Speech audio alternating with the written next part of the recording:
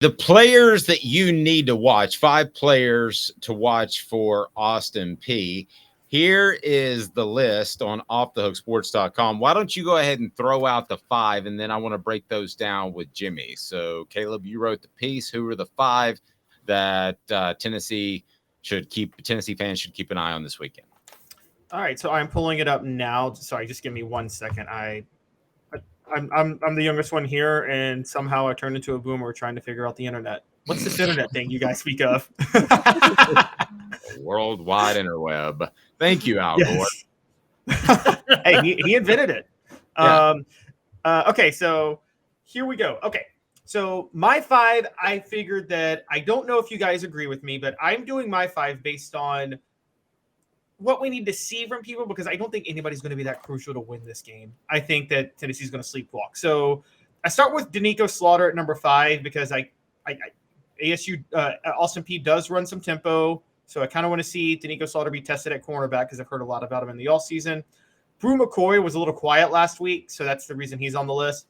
John Campbell Jr., the reason I have him here is there's no debate over whether or not he can block. We saw him lay some blocks against Virginia, some impressive ones that became highlight reels, but he still has mental lapses. He whiffed on that 4th and 1 running play. He had a penalty. So I just want to see if John Campbell can play clean. Arian Carter at number 2, because Arian Carter, I think Keenan Peele and Aaron Beasley Keenan Peele got a game ball for last weekend's performance. I think we're going to see more of the younger linebackers in this one. And then Nico, because I think the goal is for Tennessee to have a 50-point lead at halftime and Nico play the whole second half and get his feet wet.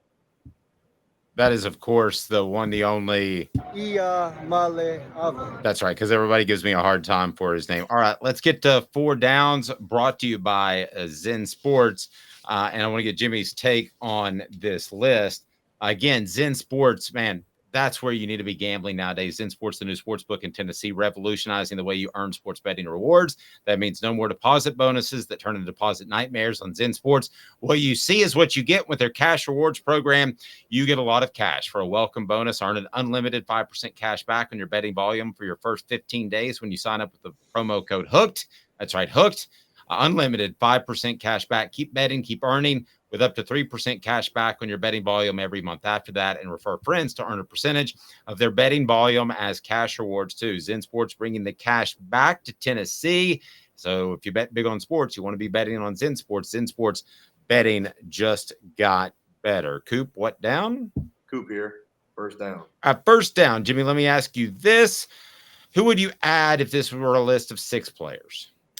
I would add Dante Thornton. Caleb mentioned Brew McCoy, and McCoy, we know what he can do. I don't know exactly what Thornton can do. So he was somewhat of a non-factor, as was McCoy. So I would add Thornton to that list to see if he can get on the same page and build some chemistry with Joe Milton. Pretty good one. I got that. I actually can't do better than that. That's exactly who I would add. Very good. Who didn't make the cut, Caleb? For me, Dante Thornton was actually in my mind. It kind of came down to Brew McCoy and Dante Thornton, so I have no debate with you guys on Dante Thornton. I also had Wesley Walker because I was between Danico Slaughter and Wesley Walker, since both are starters now at cornerback and free safety.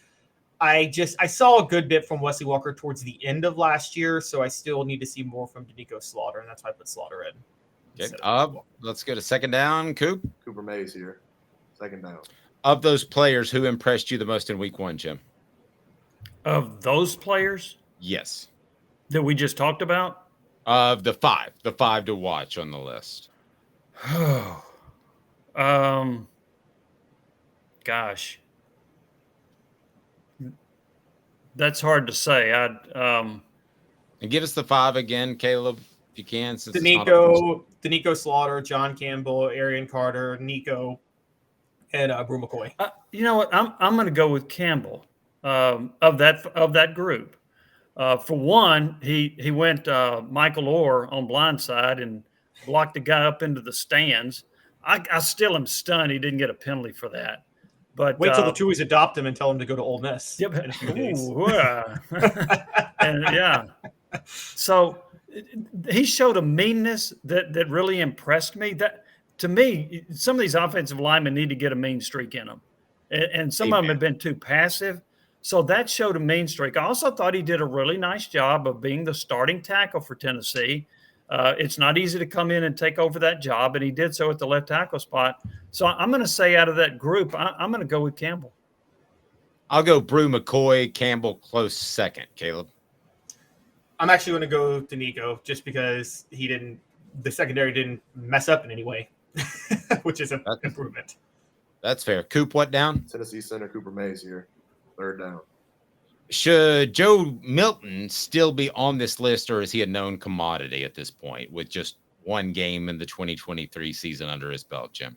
I think he's pretty much a known commodity. He's taken over the leadership of this team. What I liked about it is whenever he came out of the game, he was over there helping coach some of those players. He was helping Nico.